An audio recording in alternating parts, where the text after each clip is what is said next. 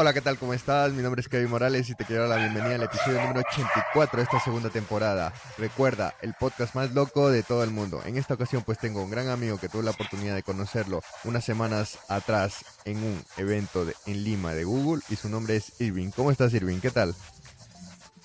¿Qué tal, Kevin? Buen día, gracias por la invitación, la verdad, no me lo esperaba. Cuando te hablé estaba hablando más que todo para mi esposa porque ella siento que tiene más logros y más cosas que comentar. Chévere, Sí, que chévere. ya salió ese episodio igual. Me Sí, gusta mucho vayan a cómo verlo. estuvo. No recordamos ahorita cuál fue el episodio, porque creo que fue unos 3 4 episodios antes que este, pero está bueno, está bueno. Y la verdad que yo creo que ahí siempre todos tenemos algo que compartir. Todos tenemos algo diferente que en nuestra carrera, y ya lo vamos a ir comentando contigo, pues hizo un Ujú. diferenciador y por eso estás hoy aquí, ¿no? No en el podcast como tal, pero sí en tu día a En día, en tu general. manera profesional de trabajar, ¿no? Sí. Genial, genial. Bueno, vamos a empezar con el primer tópico del podcast y es prácticamente que me digas quién es Irving Chavalier. A ver. Bueno, mi nombre es Irving Cosío Chavalier, solo que, bueno, me gusta más mi apellido materno, por eso normalmente lo pongo como Irving Chavalier. A ver, soy un desarrollador React Native, ya un buen tiempo, especialista en React Native. También hago páginas web en React. Tengo un certificado que dice que sea Android, pero tal vez es mi síndrome del impostor que todavía no he hecho algo grande con Android. Y ahí me gusta mucho la tecnología y por eso estamos acá, creo, que es de las primeras cosas. Me gusta mucho comunidades, soy GD Jordanizer, ahí tengo mi plaquita, igual la tuya está súper llena, está y fabulosa. Y ya creo que las principales cosas que me gusta es aprender y enseñar de las cosas que voy aprendiendo. Wow, wow, Irving. ¿Y cómo definiríamos a Irving fuera de un mundo tech? Ah, Fuera del mundo tech, incluso más arriba del mundo tech, lo que estoy orgulloso de decir es que sí me pude casar, sí estoy casado. Siento que eso es lo principal. Trato de ser un buen esposo, entonces van por ahí las cosas que me gustan hacer. Me gusta hacer café, me gusta, bueno, muy propio mío, jugar videojuegos. Ahí atrás tengo varias Zelda. cosas más que todo de Pokémon y de Nintendo. Y bueno, por ahí definirlo un poco, digamos, me gusta entre cocinar, hacer cafés, jugar videojuegos en mi tiempo libre y casi todo lo dedico después a comunidades. Wow, wow. Chévere, chévere, Irving. Ahora, vamos a seguir con el podcast y vamos a aterrizarlo con tu experiencia. Me gustaría saber cómo empezó todo, así que vámonos unos años atrás y cuéntame cómo fue ese primer acercamiento a la tecnología, al desarrollo de software y hoy pues eres el hombre que te has convertido. Pues mi primer acercamiento a tecnología creo que fue, a ver, desde niño, o sea, teníamos una computadora, una Windows 95 y desde ahí como que me gustó un poco ver, hacer y creo que los videojuegos fue lo que me llevó a decir quiero tratar de hacer eso y es lo que estoy acá, ¿no? Desde mis 10 años me compraron una Super Nintendo con un juego que era revolucionario en esa época, que era el Donkey Kong Country y de ahí empezó, ¿no? Y luego más con cosas de videojuegos. Ya cuando tuve una computadora pude emular lo que es una Nintendo Game Boy y de ahí surgió mi obsesión. En lugar de aprender la tabla periódica, aprender 150 Pokémon, 250, 450 después. Y eso me ayudó mucho a desarrollar lo que sería hoy día mi memoria. Tengo una memoria que agarra un montón de basura y lo almacena listo para escupir en cualquier momento. Wow, Y más wow. que todo ahí, después a mis 17 años fui a una conferencia de seguridad en la época en donde todo era totalmente, Inseguro. todo era vulnerable, súper vulnerable. Entonces simplemente ponías conectar a Bluetooth y ya podías acceder a los archivos del sistema de otras personas. Fui a una conferencia de seguridad informática y como un script kiddie, digamos, agarraba y ejecutaba, digamos, cosas, hacía auto ejecutables que no necesitaba programación, ¿no? Solo necesitabas decir, revisar en tal directorio y sacar tal X archivo, digamos, que yo no sabía que era programación, simplemente editaba, ¿no? Para borrar virus tenía que agregar el nombre del troyano y ya cuando o sea, fue increíble porque la primera vez que hice, digamos, un ejecutable sin saber era haciendo clic derecho sobre un script y decía editar. Yo, editar. Y me abrió un blog de notas y ahí estaba, wow, aquí están todas las palabras clave, entonces ahí voy a meter palabras clave, ¿no? Y sin saberlo pues, estaba empezando a hacer pequeños Wow, scripts. wow, wow, Irving. Sí, así Oye, empecé. me llama la atención lo que acabas de decir del inicio, tal vez de ese acercamiento por el querer jugar a un videojuego, ¿no? ¿Qué piensas? ¿Crees que Ujú. si no hubiera existido tal vez este amor o esta incertidumbre, esta curiosidad con los videojuegos, hoy en día hubieras seguido el camino de la programación? No estoy seguro, la verdad. Cada vez que me preguntan qué harías si no fueras programador, yo les digo, no sé. Sinceramente, no sé qué hubiera hecho con mi vida. Posiblemente estaría arreglando, digo, computadoras o celulares, porque, bueno, desde niño como que hacía eso. No niño, desde mis 18 años más o menos me dedicaba a arreglar computadoras y, bueno, de ahí ya comprar más cosas de Nintendo y otras Gadgets. Ah, cosas. ok, Sí, que ok, ok. posiblemente hoy día hubiera evolucionado a arreglar celulares. Ok. Oye, y otra cosa que también me llama la atención es la curiosidad que tuviste de niño, pues, ¿no? Que cómo se lo explicas a tus padres, oye, sabes que no me voy a aprender la tabla periódica, pero me sé más de 400 Pokémon y esto me va a ayudar a futuro, no por el saber los Pokémon, ¿no? Sino por el tema de la lógica, el tema del aprenderse, el razonamiento y todo esto. Ah, es algo muy complicado de Sí, explicar. porque al final, perdóname que te diga, pero al final la memoria que estás forzando a aprenderla ya, digamos que a que domine poco a poco, eso te sirvió hoy. Y claramente Sí, entiendo bastante. que es muy fácil para ti probablemente entender un lenguaje de programación, entender algo y transmitirlo y después ejecutarlo.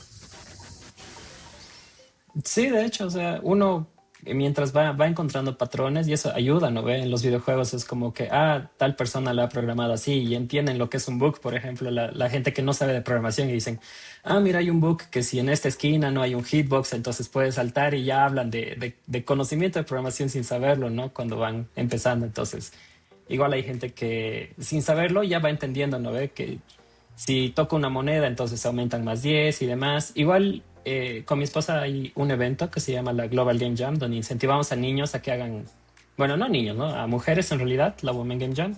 Pero tenemos una sección que a mi esposa le gusta, que es para niños. Es una hackathon de 3 días donde niños hacen videojuegos y a mí me sorprende, digamos, cómo hay niños que directamente hacen videojuegos grandes, lo hacen en Roblox, lo hacen en Game Maker, algunos lo hacen en una similar tipo web y me quedo, ¿no ve? Yo a esa edad, con suerte, ya estaba comiendo mocos, digamos. Y ellos hacen una hackathon videojuegos o se conectan a una IA para que les dé consejos básicamente les escuchen y yo estaba, wow. Y es interesante al menos aquí cómo incentivan esas cosas. Hay niños que hacen cosas increíbles y igual incentivo un poco a mis sobrinos a que vean eso, ¿no? De ese lado. Me tocó igual ver a uno que estaba ahí ya todo frustrado y diciendo, o no, lo estamos ¿Me llevando al dedico a mundo otra adulto. cosa o Sí, qué? sí, no, estaba frustrado que tenía mucho trabajo que hacer a limpiar unos assets. Y, y decía, ay, con razón mi hermano odia su trabajo. Decía. Y es divertido las cosas que dicen y hacen. Oye, Irving, Yo creo que sí, esa curiosidad es importante. Dale. sí, justo eso quería hablar, el tema de la curiosidad, ¿no? En muchas ocasiones, pues con los invitados he escuchado este tema, ¿no? Esta palabra, curiosidad.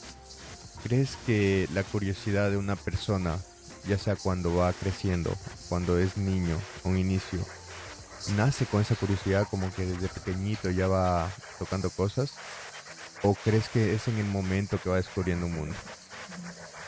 Porque al final sabemos que la curiosidad pues te ayuda, ¿no? Y en mi caso, como digo, en mi experiencia, si no hubiera sido por el Kevin del 2015 que tuvo la curiosidad de saber cómo funcionaban las aplicaciones móviles y que en ese entonces tenía un iPod de estos que eran solo para escuchar música y me preguntaba cómo funcionan, cómo puedo hacer yo una app o instalar eso ahí. Si alguien lo hizo en otra parte del mundo, pues yo también creo que podría hacerlo, o al menos investigar. Entonces, ¿cuál es ese tema de la curiosidad? ¿Por qué crees que hay algunas personas que tal vez están en una zona de confort y otras que probablemente con la curiosidad día a día van creciendo? Y ahí viene mi pregunta, pues de lo que te decía al inicio. Si esto crees que uno nace pues desde un inicio o crees que se va formando.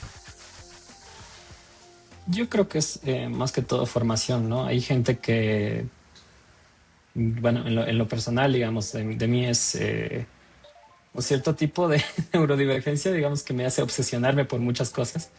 Entonces me paso, digamos, si tengo una curiosidad, bueno, cuando era soltero más que de casado, cuando tenía una curiosidad me quedaba así días, digamos, leyendo sobre algo y no paraba, digamos, o me quedaba así botado leyendo solamente hasta terminar esa pequeña curiosidad y esa pequeña obsesión que al menos en mi caso me da es bastante fuerte, digamos, y sé que a otras personas es como que, ah, bueno, funciona y Y ya, ahí ¿no? quedó.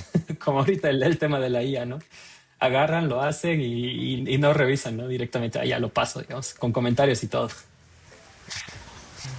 Chévere, chévere, Irving. Bueno, Entonces, vamos a aterrizar un poquito más lo que es tu experiencia. Me gustaría saber cómo fue evolucionando y cómo fue esa transición de lenguajes de programación y cuál fue el primero que tocaste y al día de hoy, pues, con cuál estás trabajando. Eh, en la universidad ya inicié bueno, en el colegio me enseñaban Excel, así que alguito sí sirvió, digamos. En la universidad ya toqué C++, entonces ese fue mi primer lenguaje, un poco medio duro y luego ya pasé por Java. Java fue como que, ah, no es justo, aquí todo está hecho, digamos. Y no tengo que preocuparme por punteros bidimensionales o tridimensionales. Después pasé por muchos lenguajes. Hubo una época en que me obsesioné con Ruby, Ok. entonces, bueno, que ahorita ya ni se usa. Entonces era el lenguaje de programación sin limitantes, escrito por un japonés, me apunto. Luego pasé por Python, o sea que era básicamente lo mismo y bueno, no básicamente, eran muy similares. Luego pasé por otros tipos de lenguajes, Scala, Kotlin, Java. Y al final terminé con JavaScript y ahorita es de lo que estoy haciendo, ¿no? JavaScript y TypeScript. Wow. Me da la atención el número de lenguajes que has ido pasando. Y me gustaría saber, pues, en base a esta experiencia, porque diferencias sabemos que existen, pero similitudes. ¿Qué crees que te has encontrado en todos los lenguajes de programación que has tocado? O sea, ah, esto es igual, esto es igual, esto es igual. O sea, ¿qué patrón crees que siguen todos los lenguajes en algún momento? Depende de la filosofía del que le escribió. Pasa que todos los lenguajes se parecen muchísimo y sobre todo si siguen un tipo de paradigma. Entonces, una vez que entiendes los tres paradigmas principales, que es el procedural, el funcional y el de orientado a objetos, todos los lenguajes empiezan a parecerse. Entre Ruby y Python, la diferencia es muy mínima. Entre Java, Kotlin, igual. Entre C, C++, Scala. Bueno, Scala no, Scala va más por el lado de Java. Entonces vas encontrando patrones y cada vez se te hace más fácil aprender lenguajes. Recuerdo que en la universidad tenía un amigo que competíamos a ver quién aprendía más lenguajes, ¿no? Y entonces en la universidad el único diferente que no volví a encontrar era Prolog, que esa cosa era programación lógica, que era otro tipo de paradigma que ahí se quedó. Previo a las inteligencias artificiales, pues, se utilizaba para sacar heurísticas y entender, digamos, algunos casos de si tengo ciertos patrones, entonces puedo llegar a una conclusión lógica, ¿no? Y ese era el único lenguaje que era como que un cachito diferente a Wow, todos los demás. chévere, chévere, Irving. Bueno, vamos a pasar al tema, pues, uno de los más hablados en esta época, que es la inteligencia artificial. Y te voy a realizar una pregunta que estoy segurísimo que te la han hecho. Y es, ¿qué piensas acerca de que la inteligencia artificial reemplazará a los desarrolladores de software? Um, Buena pregunta. Te dio la respuesta y se me fue. A ver, o sea, no sé si realmente pueda. O sea, yo cuando salió, creo que era Debian, la primera versión de que decía que iba a reemplazar a los programadores. Ok. En un momento sí me asusté, estaba como que, wow, o sea, realmente está resolviendo bugs a partir de un buen prompt. Y luego en las analíticas que vieron, o sea, resultaba que él mismo creaba bugs y a su vez él mismo se estaba generando nuevos bugs y a partir de esos bugs los empezaba a resolver. Yo, uy, demasiado parecido a la vida real, ¿no? Un ticket maker se volvió, entonces, ahorita para ciertos patrones y MVPs funciona súper bien. De hecho, yo igual lo uso bastante y para cosas medio específicas, digamos, ahí me ayuda, yo lo uso realmente para ser mucho más productivo. Me cuesta iniciar en la hoja en blanco. Cuando inicias un nuevo proyecto, estás en qué arquitectura voy a usar, cómo lo voy a hacer, qué voy a hacer y demás. Entonces, normalmente lo genero con IA, le digo qué patrones quiero utilizar, qué arquitectura y todo lo demás, y qué pantallas quiero. Luego agarro, veo el código, qué es esta porquería, y me genera un pequeño estrés y empiezo a cambiar, digamos, Esto sobre no eso. me sirve. Pues ya no estoy pensando conmigo mismo, ¿no ve? Ahora peleo con la IA y es como que, ah, no, esto no se hace así, se hace así y empiezo a hacer, ¿no? Y me ahorra harto tiempo, la verdad. Y sé que a No, todos igual. no, claro, claro, o sea, ahorra tiempo, pero también te hace enojar de una forma que en ocasiones, pues, no entiende, alucina mucho. eh, es más, aún así que le estés diciendo qué es lo que tiene que cambiar un color, pues se va por otro lado y hace tantos, digo, tanta cosa para cambiar un color, o sea, y después ves que te cambió el archivo completo y, o sea, come No, on, o pero sea, no, igual, no tiene, eso es bueno.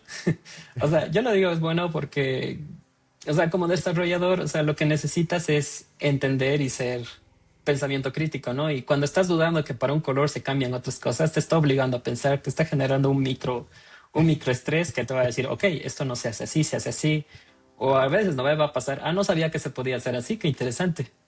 ¿Qué persona habría escrito eso antes? Pero me va a servir tal vez para verlo de fuera claro. de la caja, ¿no? Claro, tiene pros y contras también, pero en muchas Sí, sí, ocasiones sí. pues creo que el conocimiento es muy válido de la persona que le está dando las instrucciones, porque imagínate una persona que tal vez no tenga conocimiento de programación y empieza a hacer una aplicación estilo delivery o estilo de un taxi app, ¿no?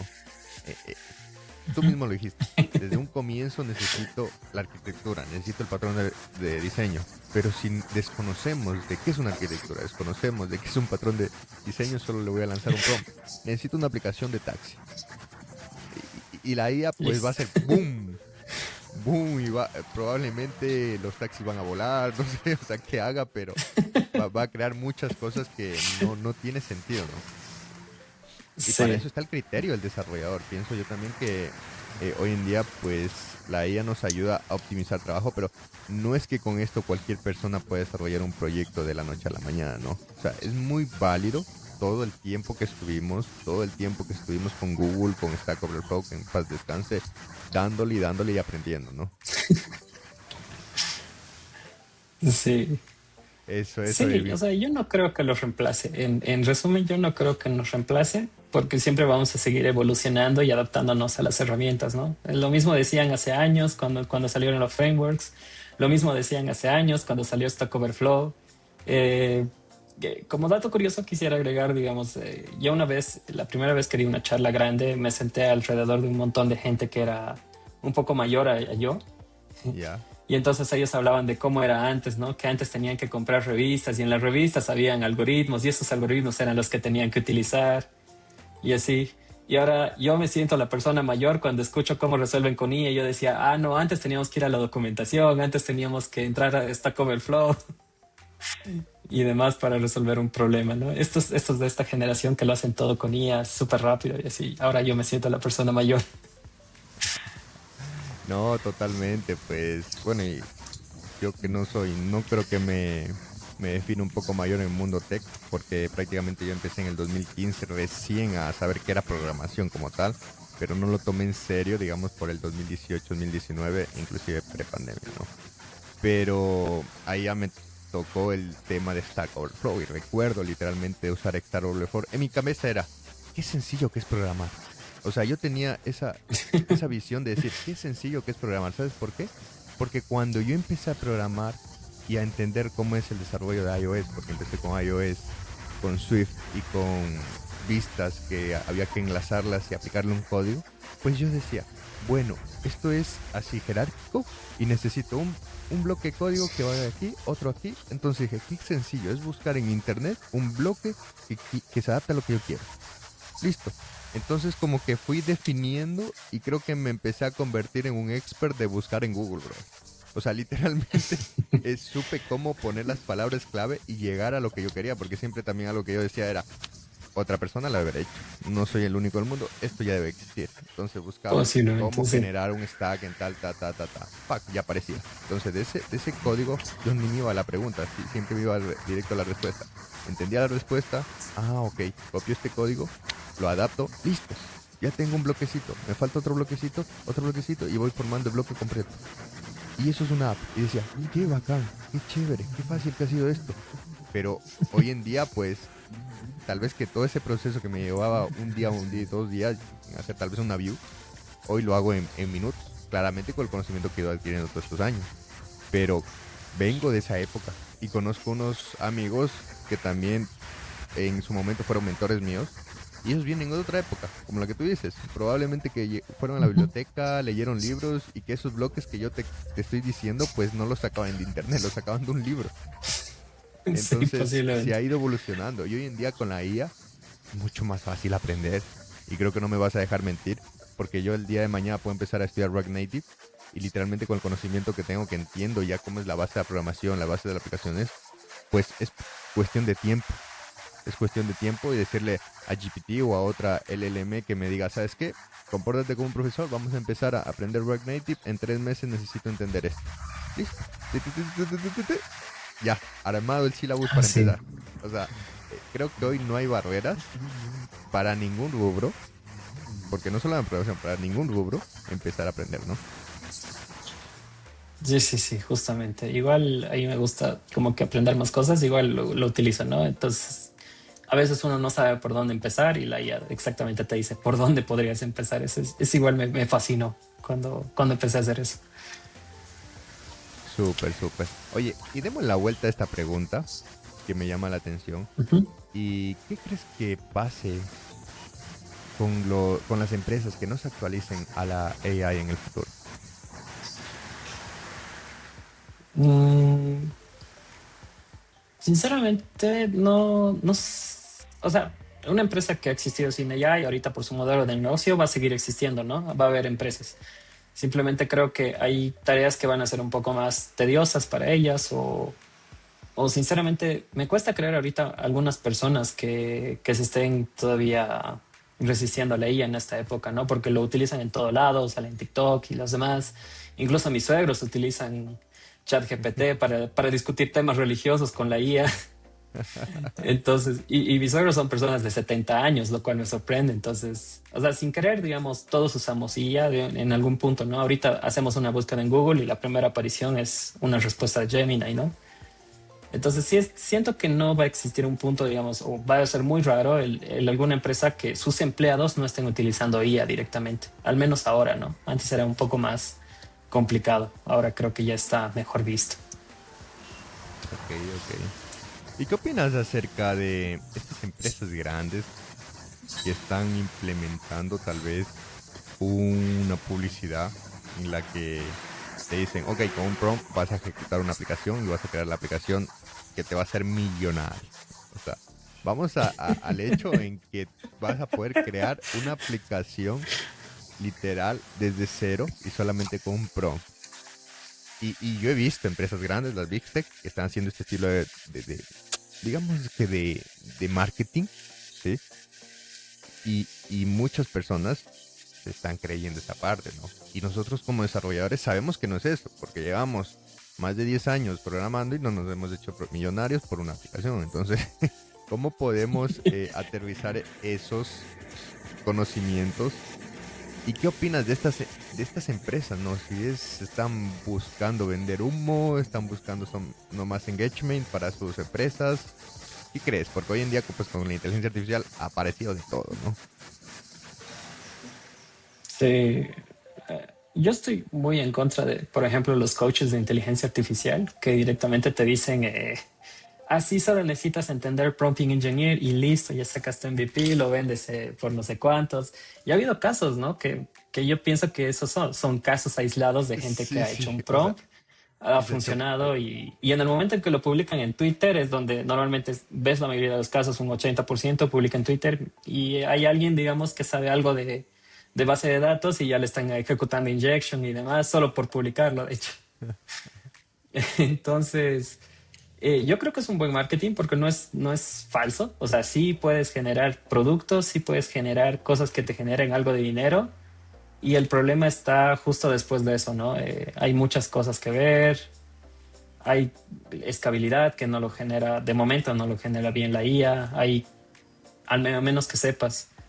Y en un estado vi ayer justamente que decía, el peor error que están cometiendo entre empresas y gurús es decir que tú no necesitas entender cómo programar. Si no entiendes las bases de la IA directamente, no vas a entender un modelo de negocio o cómo está funcionando, ¿no? El proyecto. Y si no entiendes, si no tienes entendimiento sobre tu producto, el proyecto no va a funcionar, decían. Bueno, más o menos por ahí va. Entonces, yo voy por ese lado igual. O sea, si no tienes las bases de lo que estás haciendo, va a ser difícil controlar lo que estás realizando, ¿no? Que para algunos tal vez, digamos, agarran, hacen sus landings y perfecto. El trabajo de landings de los amigos de WordPress ha bajado bastante. Entonces, sí, algunas cosas ya no son requeridas por algunos ingenieros, ¿no? Pero claro. hay cosas más grandes y cada vez somos más ambiciosos en las cosas que queremos hacer. Entonces, yo creo que para eso estamos y nos toca seguir siendo mejores como ingenieros de software. Chévere, chévere, Irving. Oye, Irving, vamos a pasar al tema principal, que es superar los retos y la frustración hasta alcanzar los logros. Y lo primero que quiero comentarte es que me ayudes con una definición. ¿Qué es frustración para un programador? Porque sabemos que esto no podemos esquivarlo.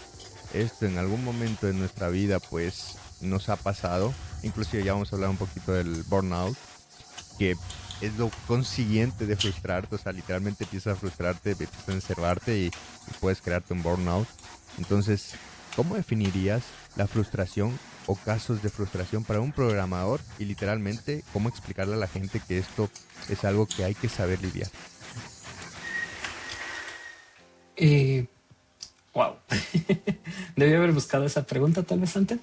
Am, el tema de la frustración, o sea, puede ser cosas chiquitas, ¿no? Como no me sale, no lo puedo resolver o no lo entiendo, ¿no? Y yo en lo personal, o sea, contando muy de mi experiencia, era una persona que me frustraba muy seguido en la universidad, demasiado tal vez. Por ejemplo, mi primer caso de frustración real, así que siento que lo recuerdo muy fuerte, fue cuando competía en ICPC para resolver problemas y me daban 10 problemas y solo podía resolver dos, digamos. Y me sentí una persona muy inútil porque era como que estudio, entiendo más o menos cómo va la cosa y no pude resolver más ejercicios. O sea, ¿qué es lo que me falta? ¿Será que esta carrera es para mí? Luego entendí que la media eran 3 ejercicios por equipo y se me fue bajando un poco. Am, y eso, y tal vez no entender algo, digamos, hay cosas que todavía no entiendo del todo y mm, empecé a dejarlo ir, digamos, tratar de estar un poco chill en ese sentido, porque no alcanzas a aprender todo, ¿no? Porque es una carrera donde te quema mucho mentalmente y hay muchas áreas por tratar de entender y simplemente no vas a poder alcanzar a verlo todo, al menos regularmente no podrías. Y esa frustración es algo que vamos a ir consiguiendo porque siempre va a pasar, no siempre estamos de buenas o no siempre tenemos toda la suerte para poder entenderlo todo a la primera o que nos salga algún ejercicio. Y eso conlleva, digamos, a lidiar contigo, ¿no? Que es algo muy interno, es ese tema entonces de la frustración. Y sí, yo diría que no sé cómo definirlo, es en el momento en que tú te sientas insuficiente, empiezas con el síndrome del impostor y muchas cosas que vamos derivando de ahí, así lo podría definir.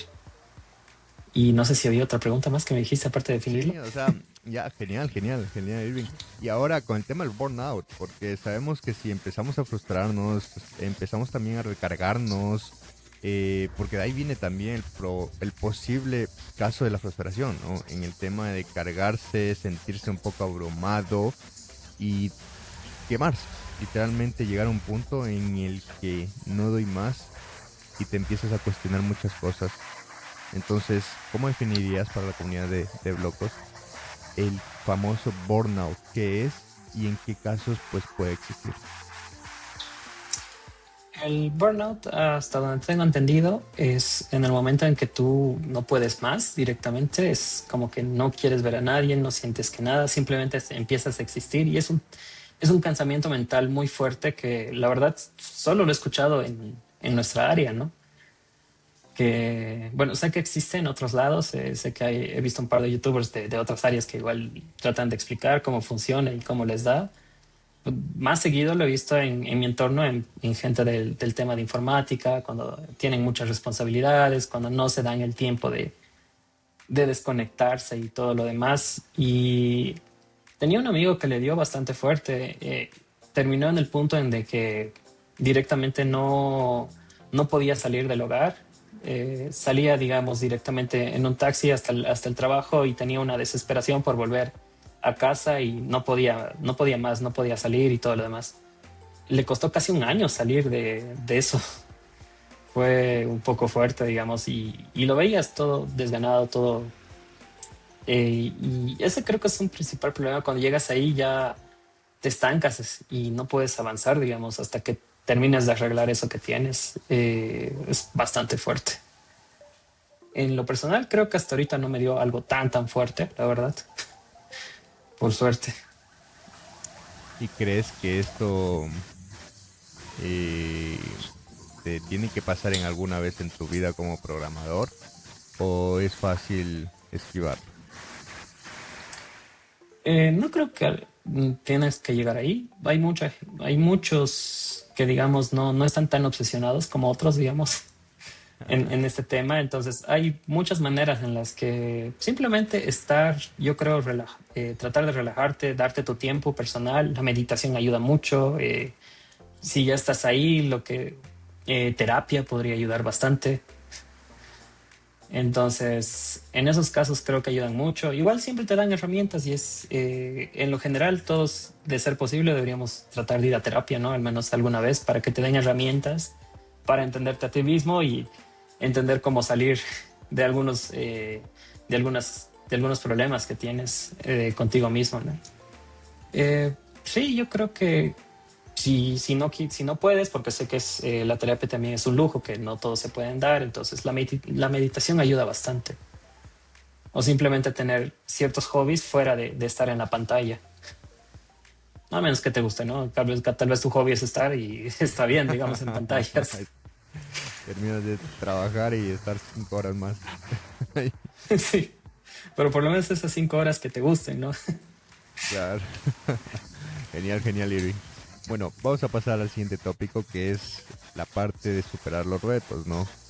Y bueno, cuéntame tu experiencia, cómo ha sido pues esos hitos o cómo has querido ir alcanzando esas metas en el mundo del desarrollo del software, ¿sí? ¿Cómo ha sido para ti? Ok, ¿sabes qué? Voy a empezar a estudiar un lenguaje de programación.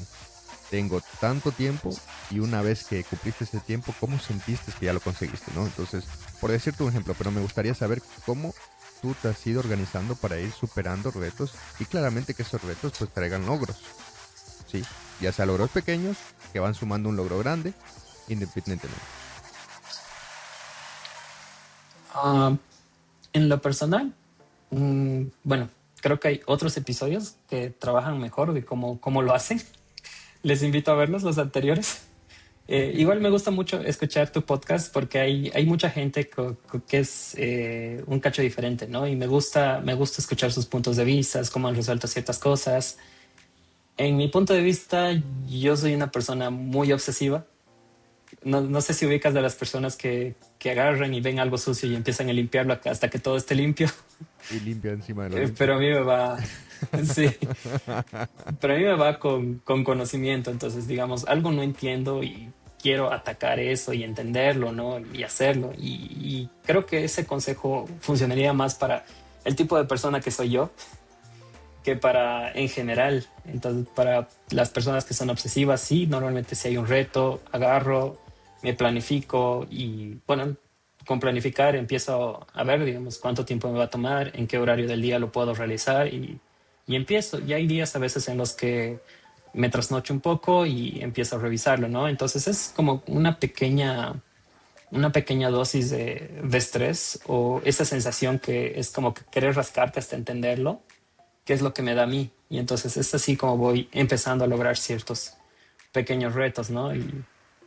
Y creo que los puntos más bajos normalmente en mi vida son los que me hacen reaccionar a querer hacer más cosas o a definir, ok, creo que no lo estoy haciendo bien, lo voy a hacer mejor. Por ejemplo, perdón que me esté yendo un poquito por la rama, pero quisiera compartirlo. Eh, por ejemplo, a mí no me iba muy bien en la universidad y creo que eso era lo que quería aportar un poquito al podcast porque para las personas, digamos, de que no les va tan bien, digamos, en los estudios, es una habilidad que en lo personal yo creo que no tengo de memorizar por cierto tiempo y luego olvidarlo o memorizar así justamente como lo decía el libro para responder exámenes o entender ciertas cosas matemáticas. La matemática me cuesta un poco. Empecé a ser ingeniero. Cuando tuve mi título dije, ok, ahora nadie sospechará que no sé dividir. Entonces, justamente ese tipo de frustraciones llegó a un punto en que, por ejemplo, en la universidad, estaba en una universidad privada al inicio y me estaban por sacar porque no tenía el rendimiento suficiente. Entonces, no me fui a una universidad pública después, más bien obtuve, obtuve como que lo necesario y justamente esos pequeños de caída, esas pequeñas caídas, digamos, que te dejan darte cuenta en tu realidad, digamos, de que hay algo que cambiar, creo que son el momento perfecto para realizarte metas y empezar a hacer cosas, digamos. Un pequeño despido no quiere decir, digamos, de que tu vida se va a ir o que no eres suficiente. Claro. Entonces simplemente son cosas para empezar a reevaluar y por eso del título que quería decir, ¿no? Es no necesariamente que estés pasando por un rato malo te define en todo, en toda tu carrera, ¿no? No, Y totalmente. Yo creo que, bueno, ahí, perdón que te interrumpa, pero sí, sí, esas sí. caídas son las que te ayudan también en ocasiones a subir y en la que de verdad pues entiendes cómo funciona el mundo, que una vez puedes estar arriba, otra vez abajo, pero es cuestión de ir alineando tu vida y claramente con tendencia a subir. Pero creo que es algo necesario, que el éxito se va formando de acuerdo a idas y vueltas de subida y bajada, ¿no? De, leí el libro de hábitos atómicos y sí, en lo personal más de la mitad del libro no me gusta, pero hay un consejo que me gusta, que lo aplico y me gusta, que es cuando no quieres hacer una tarea, empieza a hacer por 2 minutos solamente. Empiezas con 2 minutos a hacer la tarea y tu cerebro empieza a generar esos químicos de estrés, ok. Y dices, ok, ya estoy aquí, después de 2 minutos ya he leído cierta información, puedo terminarla, ¿no? Y eso me ayuda mucho para los objetivos, la verdad. Esa es la regla que suelo usar. Genial, genial. Oye, chévere, Irving. Sabes, vamos a pasar al siguiente tópico que prácticamente es hacerte una pregunta, ¿sí? Sobre qué le Ujú. dirías a tu yo de hace 10 años atrás. 10 años atrás, hoy es 2015. Eh, la verdad, si me hubiera ido un poco más atrás, tal vez, le hubiera dicho que inicie, que vaya a comunidades, porque yo creo que el 2015 ya estaba dentro de mi primera comunidad, si no mal recuerdo, que era la Sociedad Científica de Estudiantes de Sistemas Informática, y ahí es donde empecé a aprender más cosas, a darme unos pequeños retos, a conocer, envolverte de gente, ¿no? Que es muy talentosa. Tal vez no, No necesariamente talentosa resolviendo, pasando cursos o exámenes, pero era muy talentosa en las cosas que hacían. Por ejemplo, en la sociedad científica algo que todavía me vuela la cabeza era que en la FLISOL, el evento de software libre, ellos creaban su propia distribución exclusiva para estudiantes de la San Simón. Entonces, creaban una distribución Linux con todos los paquetes necesarios para la universidad y todo lo que vas a necesitar en tu carrera. Y me parecía súper sorprendente, ¿no? Que hay ingenieros que no tienen esa capacidad, digamos, ni terminando la carrera. Y ellos por simple hobby o querer ayudar, hacían esos, hacían cosas increíbles como antes los arduinos, estamos en un país tercermundista, en Bolivia, y los arduinos llegaban un ojo de la cara. Entonces había un amigo que compraba unas BIOS chinas y sobre papel imprimía todos los circuitos y lo llamaban Paperduino y eso costaba como 50 bolivianos, unos $5 o $6 en esa época, y con eso ya podían hacer sus prácticas para las materias. Entonces, de alguna manera ayudaban siempre a los estudiantes con alguna u otra cosa y eso se me quedó, ¿no? Ok, si ellos pueden hacer cosas, ¿por qué yo no? Y así empecé a aprender lenguajes, a enseñar, a seguir aprendiendo más de software y eso me llevó a GDG y en GDG conseguí mi primer trabajo justamente por esa hiperactividad de decir, ok, miren esto, hagan esto y con eso conseguí mi primer trabajo y muchos años después me convertí en organizer de GDG. Así que le hubiera dicho tal vez 10 años o más atrás, digamos, que intente en comunidades. Ok, oye, y mira, voy a hacer una variación en esta pregunta y me gustaría saber cuál es tu proyección a 10 años ahora. ¿Cómo te ves de aquí en un 2035? Um, wow. Ahorita yo creo que me gustaría estar siguiendo haciendo comunidad, la verdad. Me gustaría verme como un padre, es como que un sueño que tengo. Y tal vez ya estando en un rol más de tipo management igual, digamos como lead de equipo, no me gustaría dejar de programar. Es algo que me encanta y no quisiera dejar de hacerlo. Entonces siento que estaría por esos lados tal vez. Ok, ok. Nunca me había preguntado eso. Genial, genial. Bueno, vamos a entrar a las 5 preguntas sorpresas de Deplocos. Son 5 y ahí te va la primera. ¿Recuerdas cuál fue tu primer pago como desarrollador de software y qué hiciste con él? Sí, de hecho está ahí atrás, es una Nintendo DS. Hicimos con un amigo, nos la jugamos de emprendedores y conseguimos un cliente, hicimos una página para una farmacia y el primer pago fue como el 20% del producto, que no era mucho, todo el producto era $2,000 en total. Éramos bien baratos, no sabíamos que se podía cobrar más.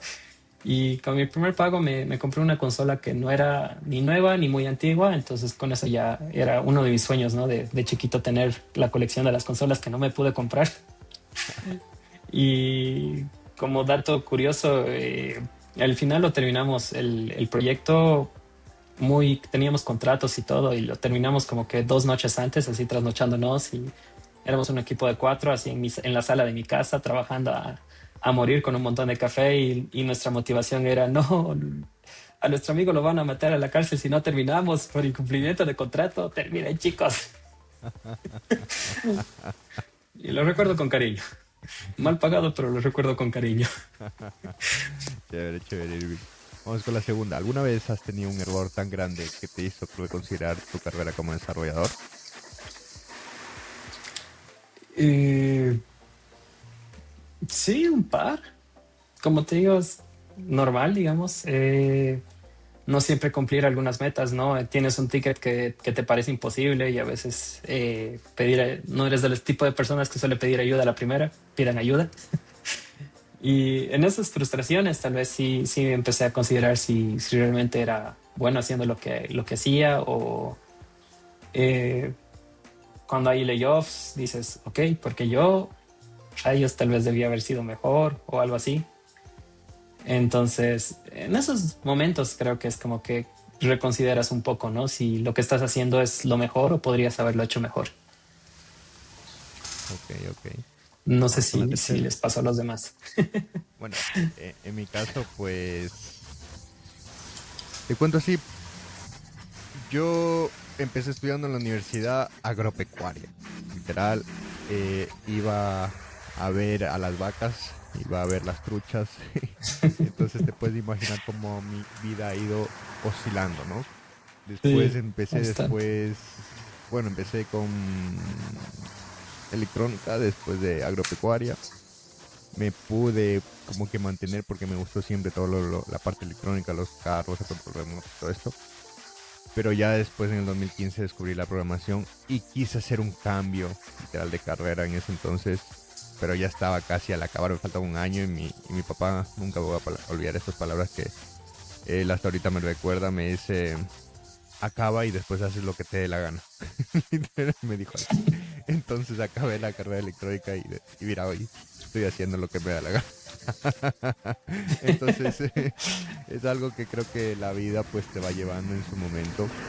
No creo que nunca tuve un error tan grande en todo esto como para decir no, no sirvo para esto, pero sí lo he ido llevando y he tenido errores como todas personas, sí, pero lo he ido llevando en el momento y creo que la pasión por programar y todo esto pues me ha hecho que me olvide de que si algo pasa fuerte, pues olvídate y enciérrate en un cuarto, frústrate y listo. No, pues si algo pasa, aprende y sigue para adelante y claramente tienes la culpa de lo que sea, pero sigue y aprende de eso, ¿no?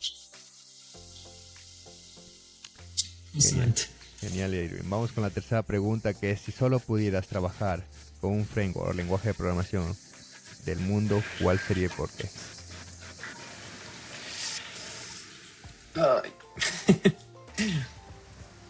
Mm,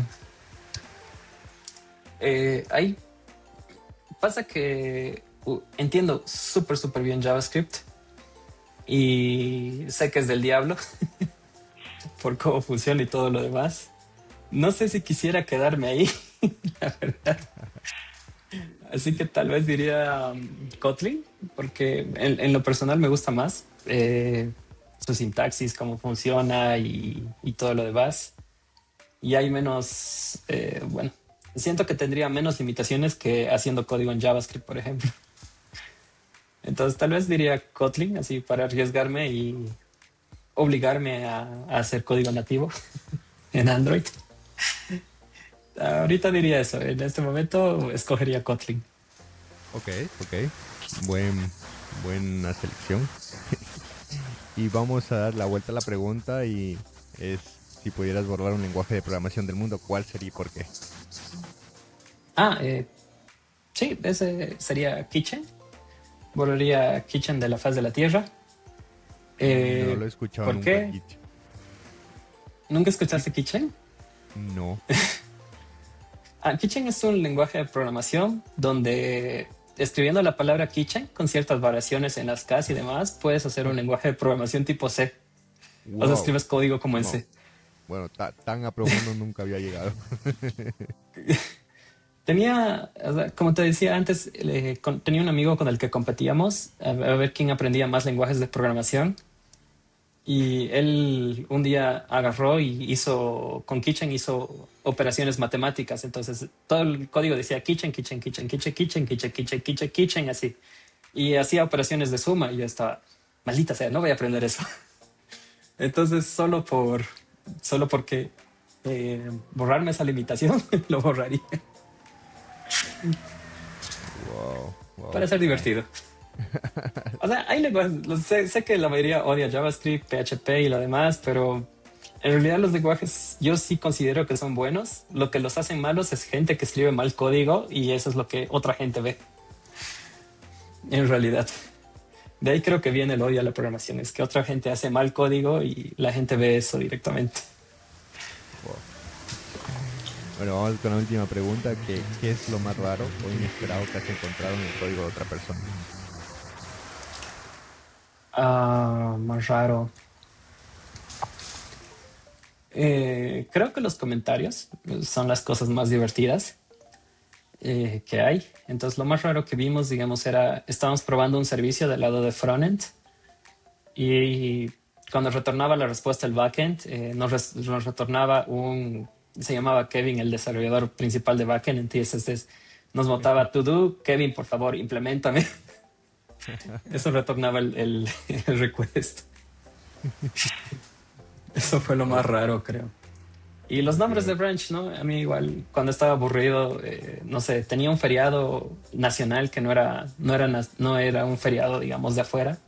Casi toda mi vida he trabajado para clientes de afuera, entonces no tenía, entonces me creaba, digamos, branch de carnaval y ahí todo lo del día lo hacía. Rompiendo un poquito el branching model Chévere, para chévere. ahogar mis...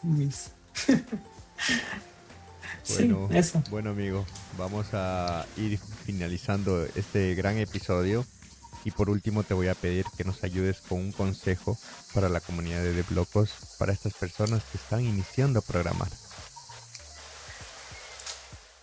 Eh, claro, diría que, bueno, ahorita siento que en el tema de la educación todo es mucho más fácil con la IA y que en realidad no está mal tal vez utilizarlo eh, y que te resuelva ciertos problemas o cuando estás estancado. Les diría que traten de entender lo que la IA les genera, aprendan mucho lo que son las bases de programación, porque al final, más que el código, a veces en las entrevistas, al menos a lo que he estado viendo en entrevistas de iniciales, es que les preguntan demasiado conocimiento a los juniors. Y más que todo, todos son conceptos de programación, entender qué es un algoritmo, que entender bien algoritmos, orientado a objetos, patrones de diseño, y que esas cosas que sientan que han escuchado esas palabras en otros podcasts y demás, que lo aprendan, que le den un poco más de atención. Al final el código, no importa si lo aprendiste bien, todo el código es simplemente práctica que puedes ir aprendiendo.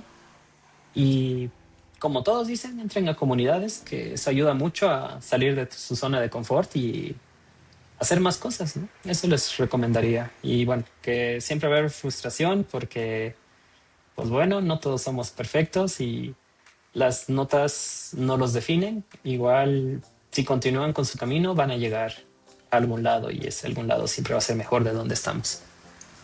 Totalmente, totalmente. Oye, de verdad, Irving, muchísimas gracias por tu tiempo, muchísimas gracias por haber estado en el episodio 84 de esta segunda temporada de Deblocos. Y bueno, por último y no menos importante, me gustaría solicitarte tus redes sociales o dónde te podríamos contactar. Estoy como Irving Chap o Irving373 en la mayoría de mis redes sociales. En Instagram estoy como lo que está por acá. Y de ahí me pueden hablar directamente si necesitan algo, si necesitan alguna guía, ayuda con temas de JavaScript. Igual, sí, temas de JavaScript, React Native y todo lo demás, siempre estoy abierto a alguna llamada en caso de que necesiten y cualquier recomendación igual. Y sí, y en GitHub estoy como Irving373, aunque ahorita mi GitHub todavía da un poco de vergüenza y proyectos muy antiguos.